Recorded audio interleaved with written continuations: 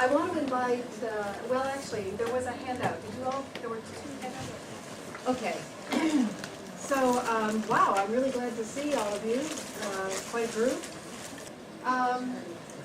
Well, a couple more words about me. So, I've been working pretty exclusively with sex addicts and their family members for 23 years this year. So, since 1992, when I first got a job working with sex addicts at Del Amo Hospital down in Torrance. And so I've been living down in the South Bay ever since. And then I did private practice for 10 years from 1999 to 2009. And then for 6 years, I was the clinical director of SRI, Sexual Recovery Institute, which as of last week is closed, which was this big surprise. And so now I'm in private practice a week. And my cards haven't come in. I tried to get them on the, hand them out fast, but that's why I put this up here. And I did manage to get it down at least on one of my handouts. So if you have other questions about a client or anything else or resources, one of the things I wanted to do today was to offer some resources. And to talk a little bit about, what is this thing called sex addiction? Because the people at Sovereign told me that there were a lot of interns here and maybe curious and heard the term, but didn't know that much about it. So this is a sort of a sex addiction 101, kind of lecture. Okay, like what is this sex addiction thing anyway? And I'm open to questions or veering off into, something else that you might want to ask. But other than that, I'm going to erase this if everybody has enough of that. Okay.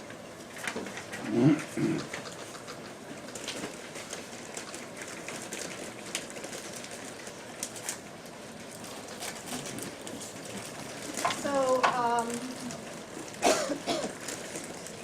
what makes anything an addiction anyway? Dependent behavior. That's great.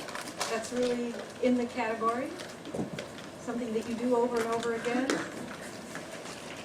That you regret doing. Inability to regulate. Inability to regulate. Causes harm. And it causes harm. These are really important things. I'm going to start with this.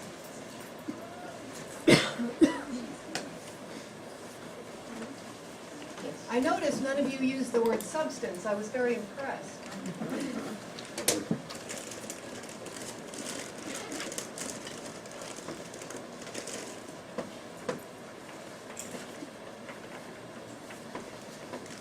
I kind of like this one. I mean, there's a lot of good definitions, but I sort of like this one.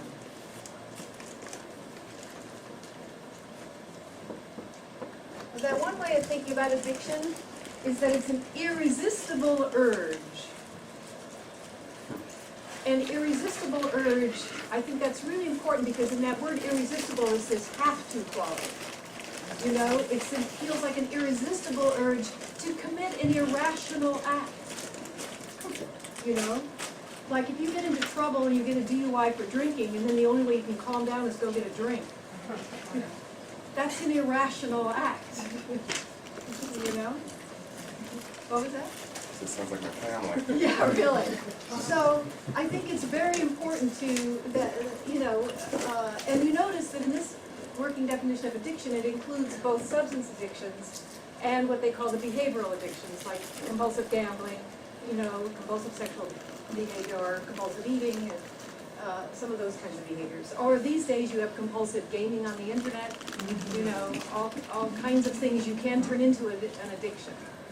So I just wanted to consider this idea first, the irresistible urge to commit an irrational act. And so so what might sex addiction be? Sometimes people say to me, well, I had an affair, and my wife says I'm a sex addict. So would having an affair make you a sex addict? No, not in itself. But perhaps a pattern of having affairs, especially when you say you are committed to the relationship, you want to stay married, or you want to stay in the relationship, but you have that can't stop kind of idea. So I think it's handy to just look at, let's say, the 5 major things that kind of make anything an addiction. So first of all, you have this whole can't stop. Despite what, folks? Negative consequences. Yeah, despite powerful negative consequences.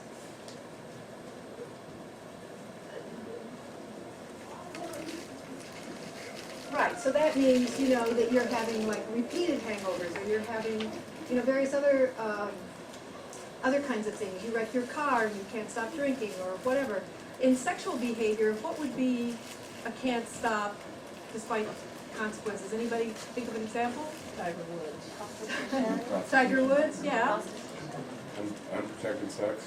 Unprotected sex. Sometimes, you see prostitutes and and then maybe you get a disease, you pass that on to your partner or something like this, and then you keep on going back and doing the behavior anyway. So these would be examples of can't stop despite negative consequences. I've seen people I erased it, but I happen to, besides being a certified sex addiction therapist, I also have a certification for nonviolent sex offenders. And I want to tell you that almost all the people that I treat are people who haven't touched anybody, particularly children, but they have looked at illegal porn, and typically porn with minors, and they end up in jail and registering for life. Pretty much all of them have to register for life. So, some of what I'm talking about here, because the internet is so pervasive, that it's really useful to understand that there are people having enormous consequences, and sometimes they keep on with that behavior even though, it can land them in jail because of the next quality. And that is the quality of denial. And what does denial stand for? Oh, you guys might remember this one.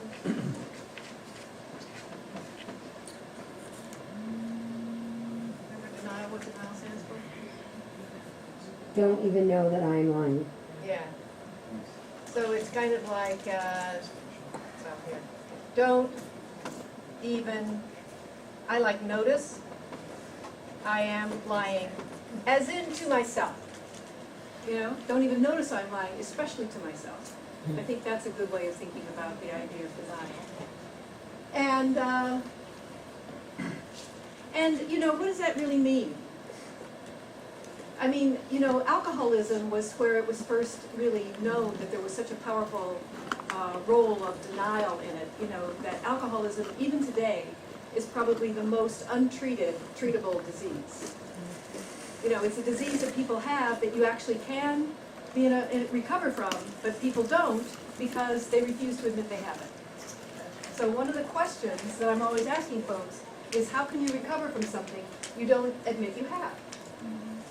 So a lot of the work that's done with addiction, whether it's alcohol, drugs, or sex addiction, has to do with that. Okay, so then other elements are chronic and escalating. So, my kid is looking at porn, but that's just a stage they'll go through, and they'll just grow out of it. How likely is that? Okay, I want you to look at this handout. The one that I just read off the internet like a day or so ago. You'll notice it's dated August 7th, 2015. How's that for recent research? And interestingly, somebody did a study on adolescence and internet porn, and I just thought this was really interesting. So they asked 1,500 students roughly, and to fill out an anonymous survey. And I want you to bring your eyes to the results. I mean, ordinarily I would just write this down or have it on a slide, but literally I just took this off the internet because I thought these things were really interesting. So it says all young people have access to the internet, and notice something like 78% admit to daily looking at porn. I mean, 78%. These are juniors in high school. Yeah. Quick question, do you know how that 78% breaks down gender-wise? Oh, no, it says that 59% of the boys who access those sites, but it doesn't say that 59. Yeah, I don't know, I have this Yeah. piece of information. But it, so 8% access pornographic websites daily, 59% of the boys accessing perceive the consumption of pornography as always stimulating. There's a novel thought.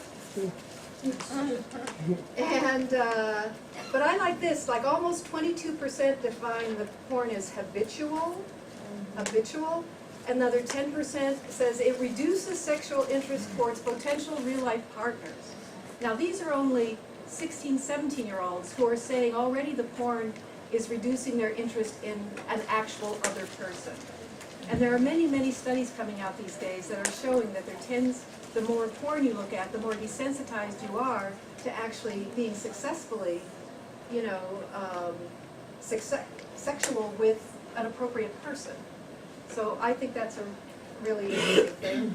And then it says, 19% of pornography consumers report abnormal sexual response. Don't know exactly what that was. And then among regular consumers, that's 25%. So that's a quarter. What does looking at that tell you? In It's a terms of, serious problem. yeah, There'll be a lot of problems with relationships as they get older. yes, that more and more, and I have thought this for some time now, that the future of sex in our culture is pretty much virtual.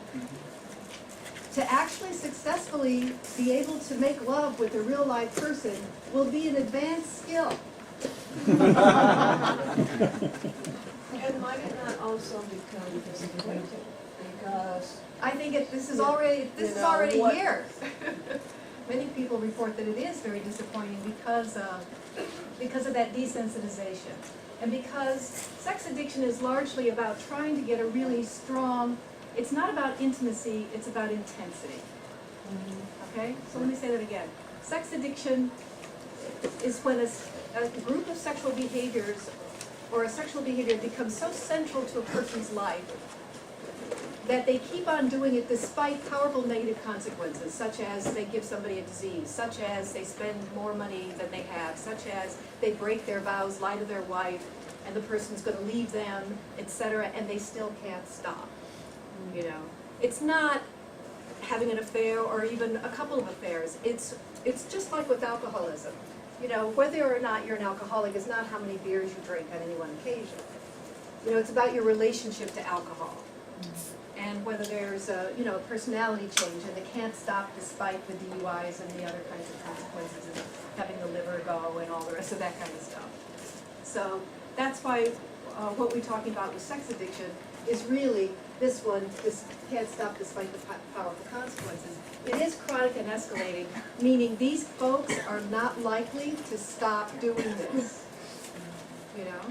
It's likely for them to keep escalating and to use it because most of the people, since porn is just a couple of clicks. And now I see more and more people where just looking at regular porn isn't stimulating enough, so I've got to look for what else is there. You know, and I had a guy recently tell me that he downloaded something called Tor, and he was told that therefore they can't trace you. Let me tell you, the government can trace you. And that's what people use to access illegal images. And then people think, I'm just going to outsmart the government. This is not a good strategy. I recently had to say goodbye. I had to have one of the guys leave my group to spend 5 years in a prison in Texas. And he has never touched anybody.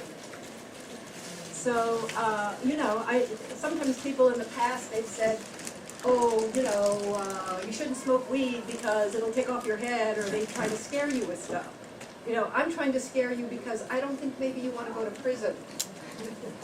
And when people start getting carried away with stuff on the internet, often, again, they're looking for more and more things. You know, sometimes spouses say to me, I don't understand, why was my husband looking at somebody who wanted to have sex with a giraffe or something? And I say, no, it's not that they all of a sudden have a passion for giraffes, it's that they were looking for what weird thing could I see? You know? It's more, there's that kind of curiosity and that collection. I want to see everything there possibly is. Is there something new? Because one of the most addictive things in sex is newness.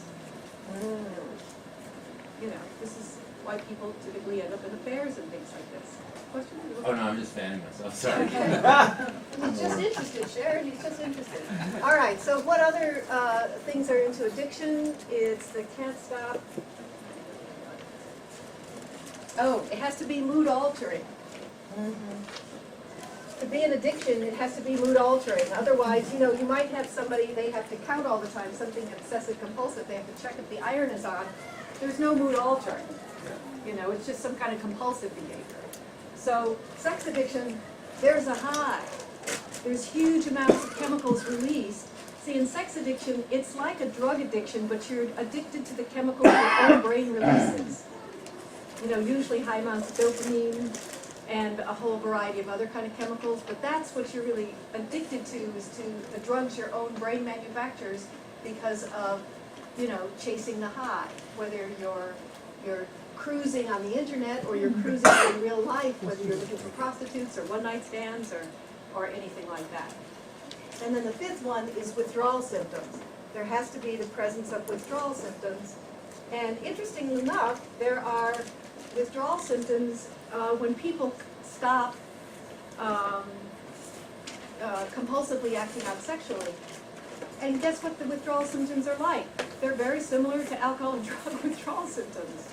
People get, what happens to people in detox? Number one thing happens to people who are newly sober in detox, what is their mood typically? Depressed. Depressed and irritable. They're angry, they find fault with the food, with the whatever you're doing, and they want to argue with you about everything. Well, that's exactly what happens. And this is why home life is often terrible, because, you know, spouses just usually found something out and they're very upset, and rightly so. And then you also have, this guy doesn't have his medicator anymore, which is, you know, he's supposed to stop the behavior, and so he's likely to be very irritable and upset. And often, some kind of temporary, you know, separation is not the worst idea. You know, to go to treatment someplace or to live in a sober living or something like that. And that can often actually be helpful to have a chance to, you know, actually work a recovery program and start your recovery and try to stay away from all that escalating of emotions that can happen, you know, for both partners. Many of the people that we saw were in relationships and really wanted to save those relationships, but they just couldn't stop because of this whole phenomenon. So that's the first part that I wanted to talk about, which is, you know, might sex addiction be a real addiction? Any more questions about that? Can you see how compulsive sexual behavior, I think with the advent of the internet, this has become much more obvious to everybody. You know, because you see so many people who are getting caught, you know, with this or that or the other kind of porn. I just thought these statistics were sobering. You know, about what's happening with the young people, yes. And did you say that they're like monitoring those websites with the children's porn and actually making arrests based on monitoring from computers? Yeah, yeah. Wow. They do. And there's another interesting wrinkle in that that has now happened to several of the guys that I treat. I do a group for people who got into trouble with non-violent sex offending. Almost all of it is internet related.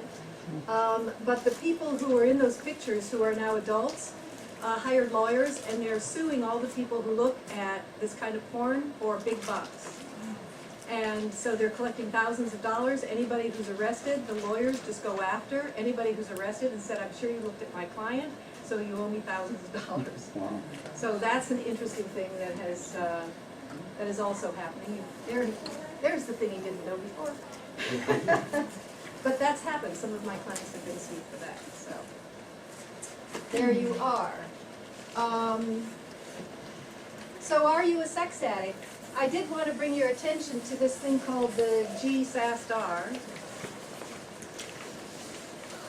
That, you know, if you're talking to your clients, and here's the thing, if you have alcohol and drug clients, you know, how likely is it that their relationships are all hunky-dory? You know, Oh, probably if you have some disordered thinking around your alcohol and drug addiction, it's likely your relationships, your romantic life is gonna have some problems too, right? Right. Right, so some percentage of the people with alcohol and drug abuse problems are also probably going to have sex addiction. They just don't want to tell you. You know, and many of us find that it's a little bit difficult to bring up sex with clients. You know, maybe we have our own sort of like, I don't know how to talk about this subject. You know, I have noticed that not everybody talks about masturbation all day long like I do. And so it's pretty hard to shock me. I mean, you know, I've been doing this 23 years. I'm fairly unshockable. But I sometimes forget that other people don't talk about this kind of thing all day, every day. So this is useful just because if you were to say, as a kind of a regular thing, here's like 25 questions about sexual behavior, and it's interesting just to see what people do. Some people will just sort of mark no with a line down it, like they don't even read it. You know, those are the sex addicts. But other people will say, well, I want to, and the whole reason I'm doing this is not so much to identify them to necessarily send them, oh, you've got to go to inpatient treatment because you marked 6, but to have a conversation with the folks. You know, just to use it as a way to have a conversation, but because the questions are on there, it can help you with bringing up this issue. Okay, and the original form didn't have many questions on there about any kind of gay sex behavior, and so that's why this one is a revised edition, and it has some questions like that. However, it was basically normed on men, and there's another one for women. It's called the SASTW that I sort of came up with some years ago, and it's on my website, www.sharonohara.com. But there is a difference in treating male and female sex addicts. And I have had most of my experience working with male sex addicts and with female partners of sex addicts, and in doing groups and individual and couple sessions. But I have worked with some female sex addicts. However, they go in and out of treatment a lot. And I talked to other people who work with female sex addicts, and they said the same thing, that they tend to respond better to some kind of a workshop intensive, but coming on a regular basis, it seems to be very difficult.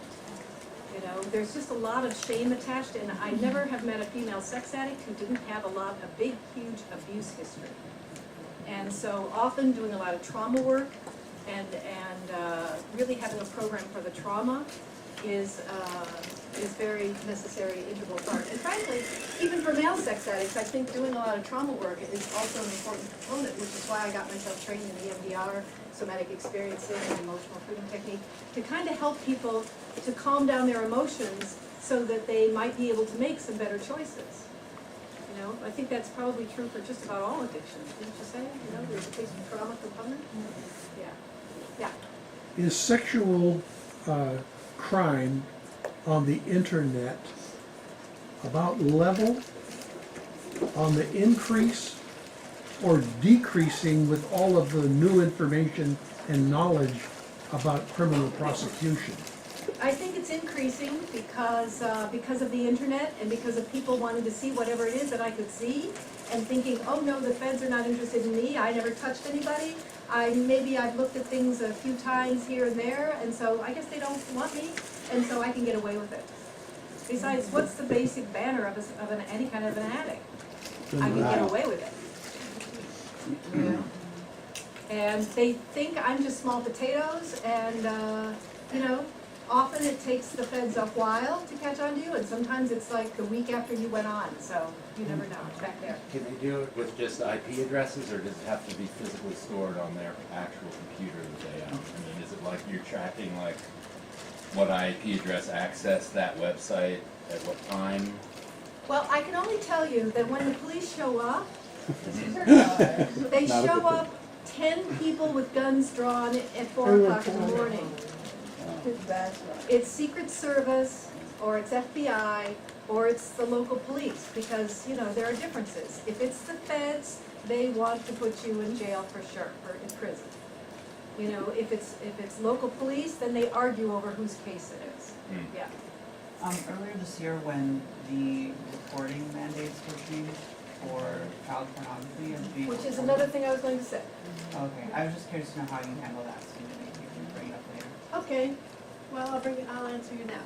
I'm very impressed that you know that. Okay, so I just wanted to say, it seems to me that sex addiction meets all of these criteria. The biggest withdrawal symptoms are trouble sleeping and a lot of irritability.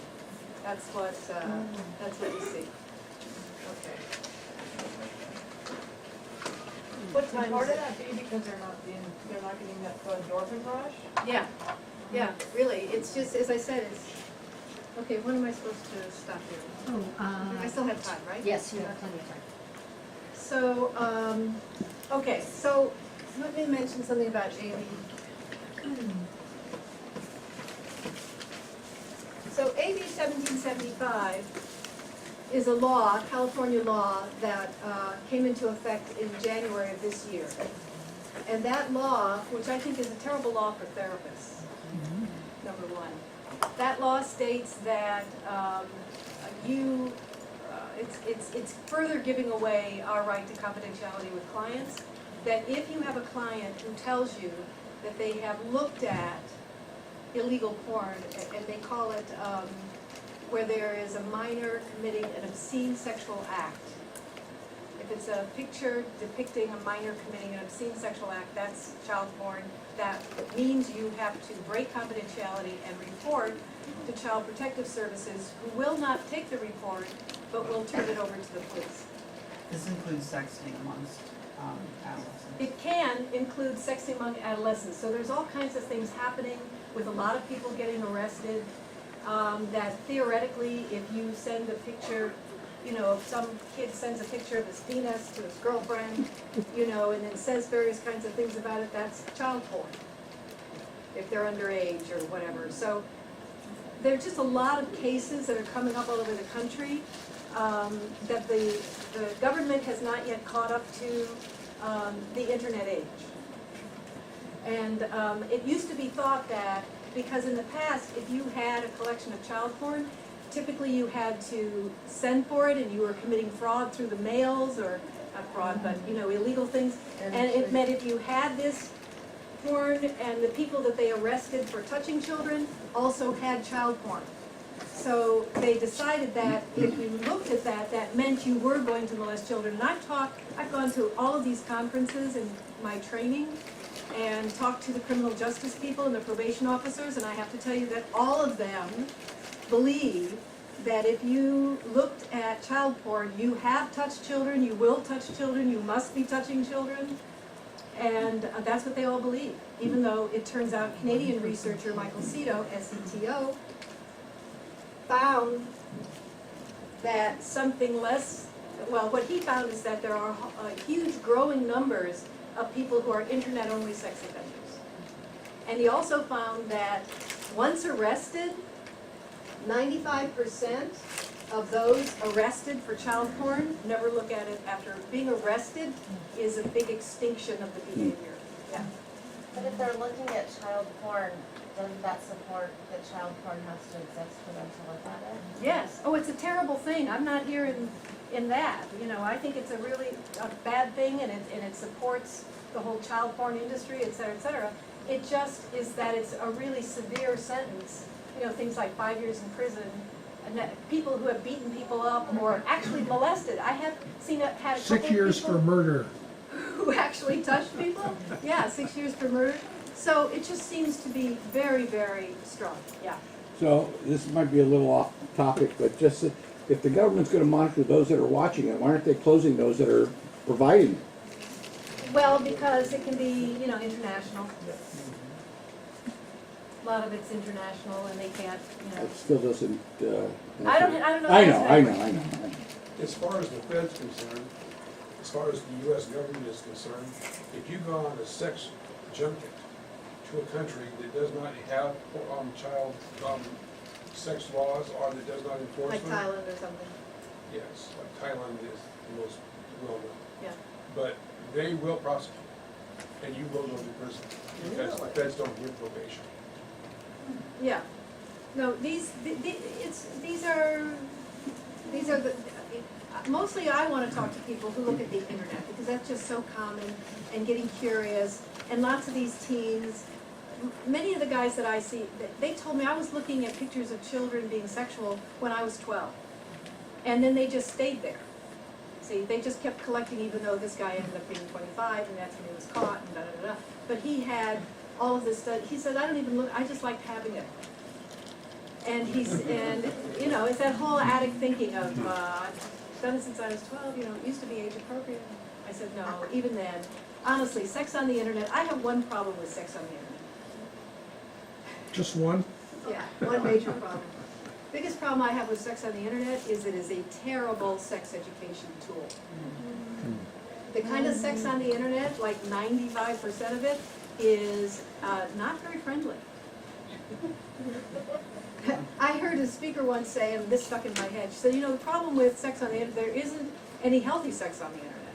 There isn't, you know, it's all stuff that's about degradation, and it's about power exchanges, and it's about, you know, indulging in various kinds of power fantasies. You know? So it doesn't have a lot of really education about people caring about one another. There's very little sex on the internet that has people caring about one another. You know, and yet it's the #1 sexual education resource that, you know, our young folks have. All of these people in this study. That's why I just thought I gotta take this over to Sovereign and show these folks this is your future. And this is by way of saying, you know, as parents, because you're not only therapists, but many of you are parents too, honestly, the best thing you can do with your kids is not to necessarily be overly cracked down on them, etc. But the best thing to help people to handle all of these temptations is actually to grow up in a family where the parents, you know, showed a proper affection with one another. You know, that they hugged each other, that the kids could see that they would kiss from time to time, that they, you know, that's your best preventative measure. And but many of us know that in families where there's a lot of addiction kind of problems, you don't often have that kind of role model, et cetera. Okay, so this I wanted you to have as your 20 questions or your 25 questions, and I also wanted to mention this other resources page. So this is not an exhaustive list at all, but another one of your handouts is Sex Addiction Resources for Healing, and this is where I put my addresses on there and stuff. So some resources for you under books. The first book written on sex addiction was Out of the Shadows by Patrick Carnes. Patrick Carnes is the sort of granddaddy of sex addiction. He's now written, 20 books. He writes wonderful workbooks. He has a great thing called The Gentle Path Through the 12 Steps. It's for any addiction. You know, and he's written other ones, Facing the Shadow, and other kinds of books like that. So What's his name?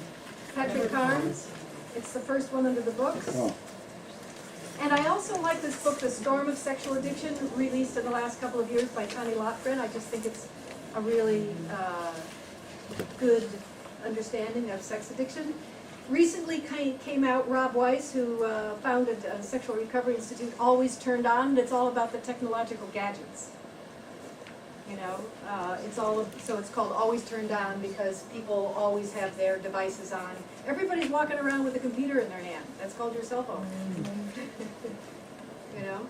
I mean, it used to be you had to work to look at the porn. There was like a magazine with even the Playboy had a brown wrapper, you know, in the newsstand or something. And nowadays it's just a little click. So, and typically, again, it leads one into more and more what other kind of curious, intense thing you can get to. And Rob Weiss also wrote a book called Cruise Control, which has a new edition out, particularly for gay men. And I threw this one in there because Joe Court wrote a book, Is My Husband Gay, Straight, or Bi? A Guide for Women. And I just thought that was really interesting because Joe likes to, specializes in treating men who have sex with men but aren't gay. And I think that's a really interesting phenomenon. And might be interesting to take a look at that book. And he just has that's a whole other talk. But I think it's very provocative and interesting. And you know, that there seems to be a gradation in terms of gay and straight. It's just not black and white. You know, there's a whole continuum of behaviors. The whole concept of the bromance is discussed in there. Okay, so then for women sex addicts, Ready to Heal is a really good book by Kelly McDaniel, or Facing Love Addiction. Yeah, oh, here's another interesting thing about treating female sex addicts. There are female sex addicts, and then there are people who call themselves love addicts. And I want to tell you, they don't like one another. And they don't like being in the same group. So I have tried to start female sex and love addiction groups, and the female sex addicts are like, we're not just some namby-pamby love addict who's going to put up with some jerky guy. No, no, no, we can just act out like the guys do. You know, it's kind of a... Power.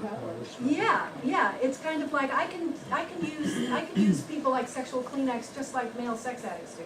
Like that's a good thing. And that's what I sometimes say, you know, sex addiction is like kind of blowing your nose in a person, like a Kleenex, you know, sexual Kleenex. I don't like that idea. And tossing them away. And so, but love addicts tend to be more like, oh, how do I get this guy back? And, you know, and there's a lot of that kind of thing, which fits more with some problems of codependency and other kinds of things like that. But again, they tend to look down their noses on the female sex lives like, you know, you guys are just, you know, nymphomaniacs and da-da-da-da-da. And so often there's a lot of conflict between the women sex addicts and the women love addicts. I just thought I'd point that out because it's sort of interesting. It is kind of counterintuitive. I actually have some, in a funny kind of way, admiration for women sex addicts because we have so much, we really, as a culture, we really are into shaming women around sexuality. You know, about how you see it online, you know, how they dress or what they might do or something like this, and, you know, labeling people. So, you know, my personal thing is we're all in this together. You know, I have a bias towards relational sex. I think it's something to, you know, get better at. And with sex addicts, you know, in recovery, I don't think sex addiction recovery is you're always abstinent. You know, which is to say you're always celibate. Difference between abstinence and celibacy, which doesn't happen in chemical dependency. What would be the distance, the difference? Well, you can have healthy sex, but you can never have a healthy drink. You're not involved. Okay, well, let me put it this Healthy way. relationship. Celibacy is no sex at all. Right. No sex with yourself, no sex with anybody else. Celibacy is complete no sex. And we typically would ask for some period of celibacy to start as a kind of, let's just stop all the sexual behavior for 2 weeks to a month, all the way up to 2 months, 3 months maybe, depending on the situation. Abstinence is when you abstain from unhealthy behaviors, but you can engage in healthy behaviors, which of course brings up the question, what is that?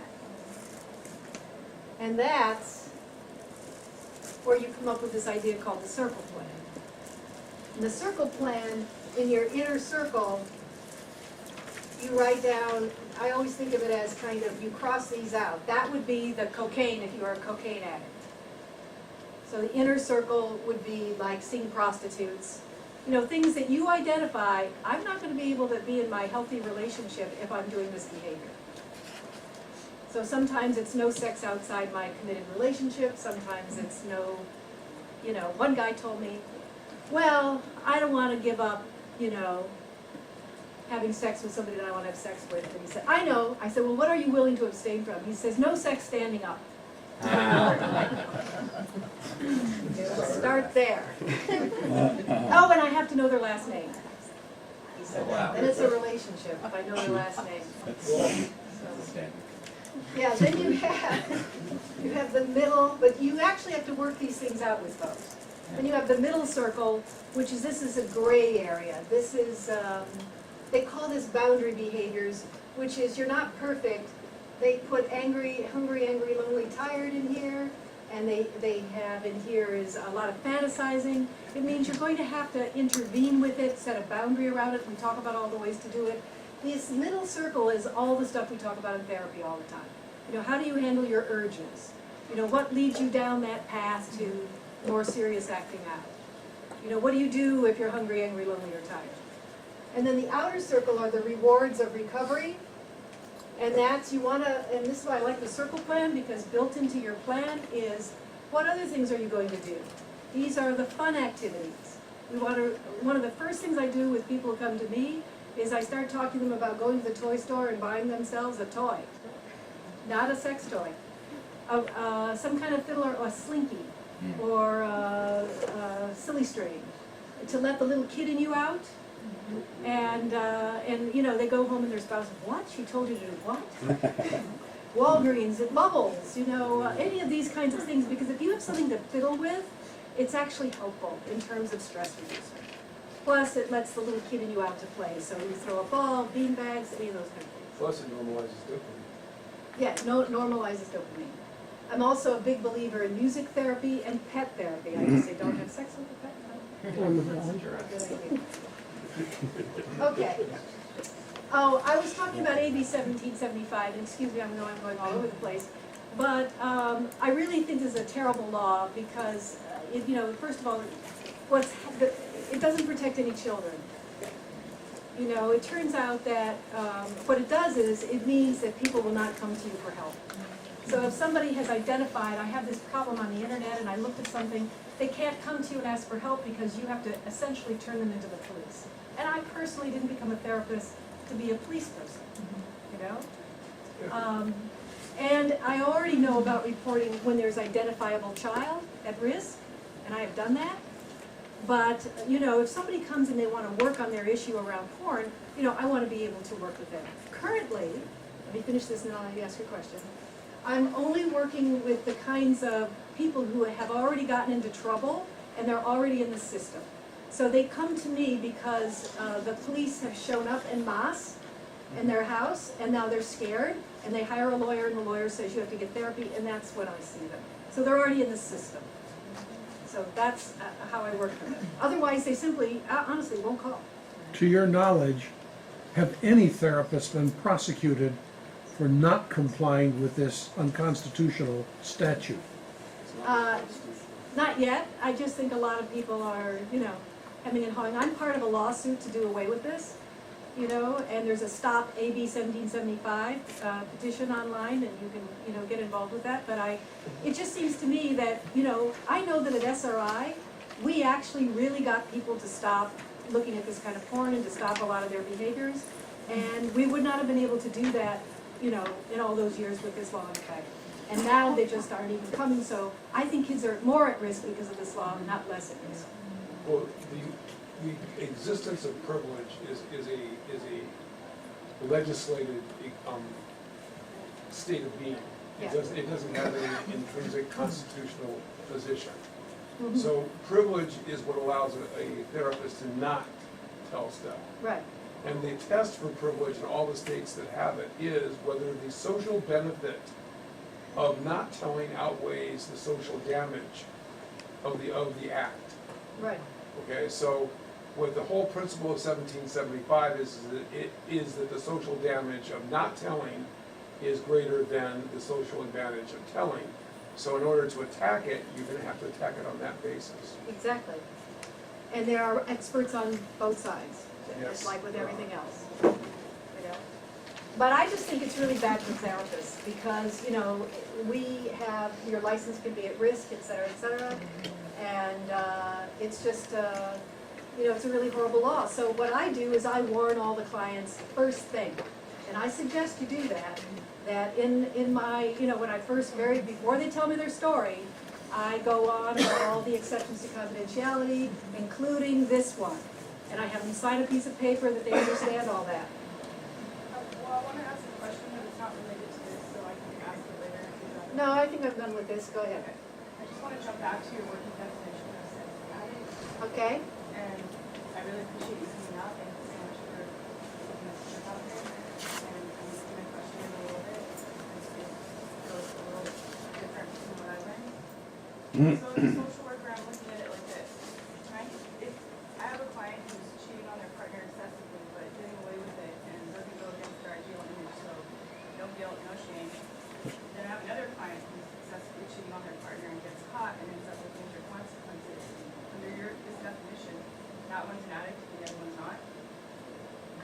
Well, the first one may be an Repeat the addict in question denial. for us. Okay, this was, if you have two men who both are committing a lot of, both are in relationships, and one is cheating and getting away with it, the other is cheating and got caught. And one doesn't feel bad, like. One doesn't feel he was bad. raised in a culture where that's totally acceptable, And they, normalized in Right. his family, having multiple partners and cheating on your partner. yeah, except for maybe not so normal to his wife, perhaps.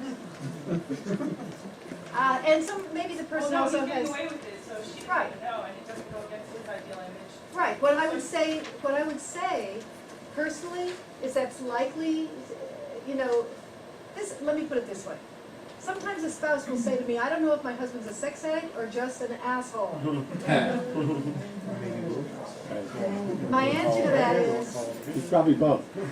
don't worry, the treatment's just the same. What I would say is that your guy who, you know, has all the justification, sounds like an addict in denial. And what that is somebody who will not, you would not be able to do any kind of sexual addiction intervention with that person successfully. They are not ready. Maybe they'll have a consequence sooner or later. I guess, yeah. So I would see them as potentially probably a sex addict. But see, here's the thing, if somebody admits they're a sex addict, they're already 90% on the way to recovery. Because remember, owning the thing is the first major step to being able to do anything about it. So I would actually, even though the other guy's in a lot more pain, there's, you know, a lot more to work with. So with the guy who's cheating and is getting away with it, I'd say, well, good luck with that. I don't know what's going to happen, you know, if your wife finds out or whatever. But typically, in this, sooner or later, somebody tells, somebody finds out, or et cetera, and you know, good luck with that. Oh, it would be, it would be interesting to explore why is he in treatment in the first place. And to Well, maybe understand the treatment for alcohol and He's in drug. therapy for something else. Yeah. You see that behavior and you're wondering, like, is this sex addiction? But if Yeah. it's not going against their ideal image of self and they have no guilt or shame for it, it's normalized in their culture, it's I very will- cultural. I will tell you something else. There is something called an SDI, a sexual dependency inventory, and many times we have a guy show up and he scores low on that.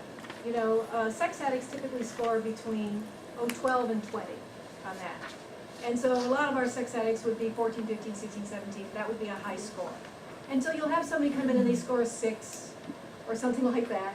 And he'll say, see, I'm not even really a sex addict. And what I'll say, because the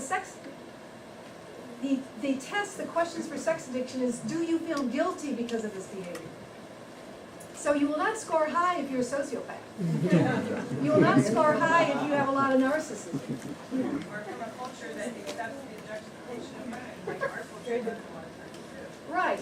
So, you know, sex addicts, the ones that they typically feel guilty. You know, and then you have something to work with. You know. So, I just wanted to say that. So if somebody says, well, I didn't get a high score on it, I always think, oh, so they don't feel guilty.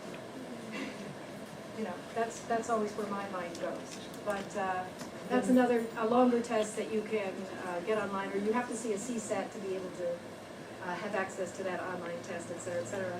But I also wanted to say, before I run out of time altogether, I wanted to talk about 12-step groups. Because, see, here's the difference, another difference between alcohol and drug addiction and sexual addiction. Actually, sex addiction is a lot more similar to eating disorder, food addiction than it is to alcohol and drug. Because with food, you don't want to cut out all food. That's another disease called anorexia.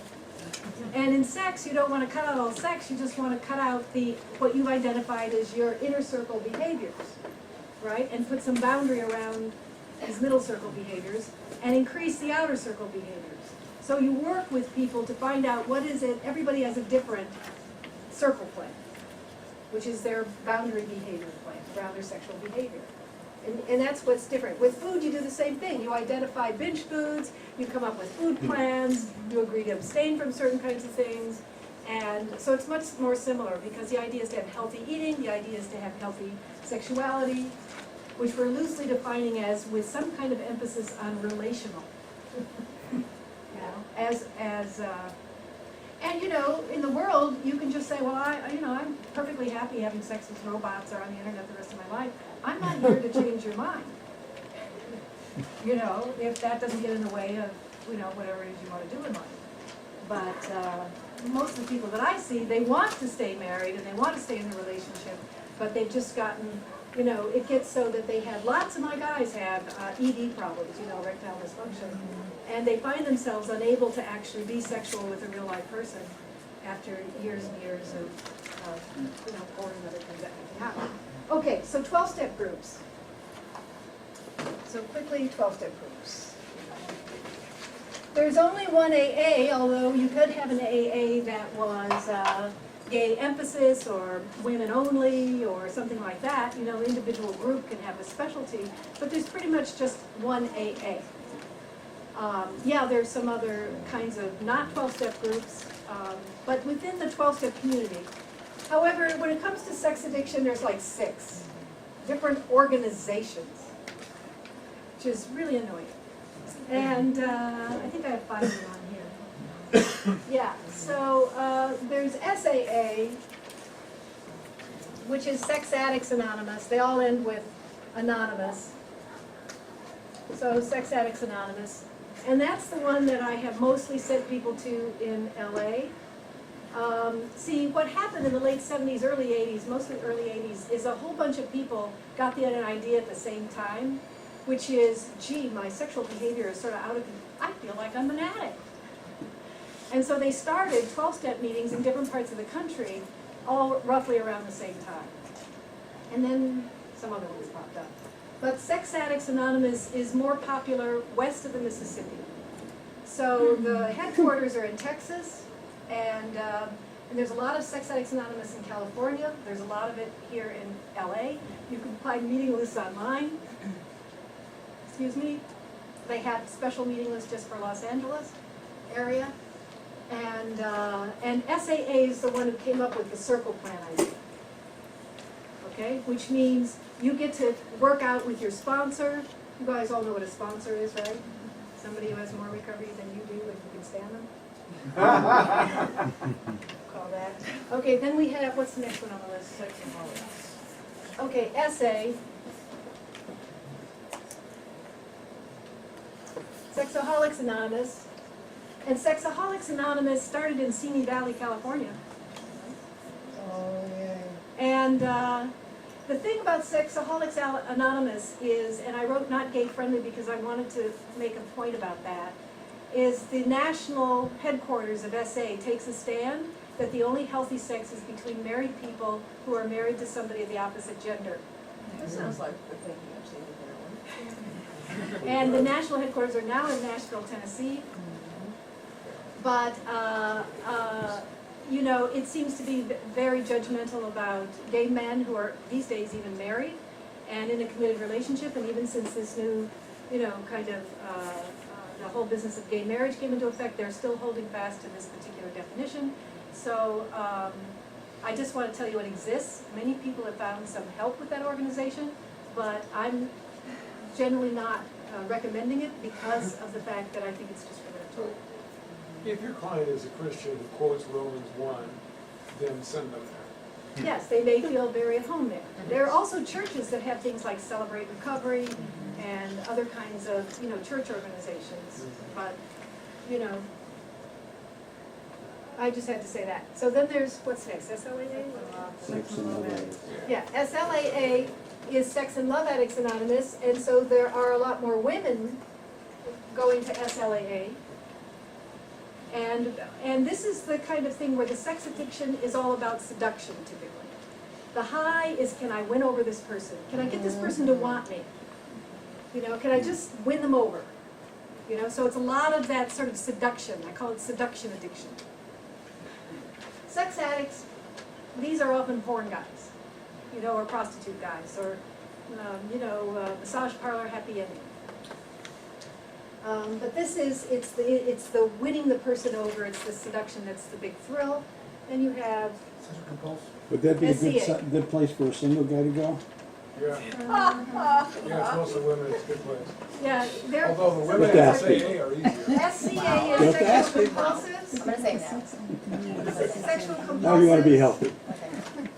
What's that? And this is primarily for gay men.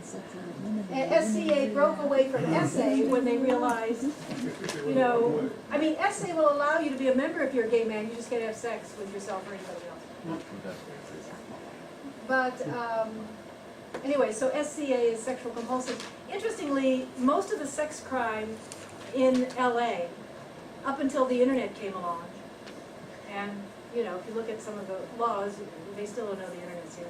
But anyway, was men picking, it was aimed at gay men picking up people in the park, you know, and so they would have all these raids and park bathrooms and stuff like this. And, you know, of adults picking up other adults. Anyway, and the judges would sentence them to SCA.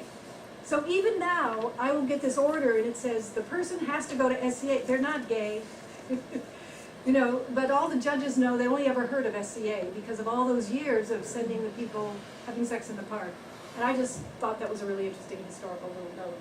So I'm trying to educate people that there are other 12-step programs. I said, go to SAA, and they said, they make me go to SCA, and it's only, so, there's that. And then there is SRA, right? Which is, we didn't have enough sexual recovery 12-step organizations, we did a new one. So this one is Sexual Recovery Anonymous. It started in Canada on the East Coast, and it filtered down to New York State, and then it hopped to the West Coast. And there's a couple of meetings in Pasadena, and that's all there is for SRA out here. SRA says, we don't think you can masturbate successfully, but you could be gay, straight, anything, but we don't think you can ever masturbate if you want to be in recovery from sex addiction. You're forbidden from masturbation? It's we think that you likely have overused masturbation as a coping skill and will not be successful. SAA says that if you're not married, Can't love yourself, how do you do that? if you're not married, they're all talk about masturbation at different positions. SAA and SLAA and SCA, their stand is whether or not you masturbate, it's an individual thing. You have to find out what works for you. If you have overused it as a coping skill, you might want to get rid of it altogether for a while. You might introduce it with no porn, but you could, you know, you might have, there's various things that you can do with that, but it's up for discussion. See, in SA and SRA, you're pretty much ruled out. They're just more gay friendly. Then they have LAA, and I don't even know if it exists anymore, but it was Love Addicts Anonymous. And it was pretty much all women. But they didn't want to be in the S one, they wanted to just be Love Addicts. So, I don't know, one of these days then they'll start another one, because when it comes to the sexual recovery movement, there's just no end to people wanting to start groups, yes. My question is that in years of experience that you have with SLAA or the sex and love, would you say that's more of the, you know, the depth work would be relying more on the narcissistic woundings rather than just the actual sex? And it would be a significant difference between them and then the sex addicts that they generally use porn, as you mentioned? I don't know, they overlap so much. You know, they overlap so much. But there is a woundedness that is present. Often it is a kind of narcissistic woundedness throughout the entire thing. But this is why I say, I happen to like working with sex addicts. You know, I don't know if you can pick up on that. But first of all, when they are ready to get in recovery, by the time they come to see me, usually there's been a big crisis. And often they can get better fairly quickly. And often they've been actually waiting almost to have something happen. They just couldn't stop, you know. And so most of the folks that I've seen are also above average intellectually, and they you know have a lot of resources in their life often, and so you know they're very interesting to work with. And I think we have a culture now that highly promotes sex addiction. You know, we have to own that as a culture, and so I just want to keep people talking about it and to try to have there still be some therapy that isn't hamstrung by the legal system, that we can work with folks, you know, across the range of behavior. It's really challenging. I've read a study about the internet being precisely for porn, and that the combined hits to Facebook, Google, and Twitter are 3 times less than the hits to porn in a day. Uh-huh. So it's really It's for what, porn, yeah, that's what keeps it alive. yeah, this is So true. it's not an addiction that's gonna be easy to Right, it's a very tricky thing, and people are gonna have to decide, you know, might I wanna look after myself? You know, do I really wanna turn myself into somebody who can't relate to real life people?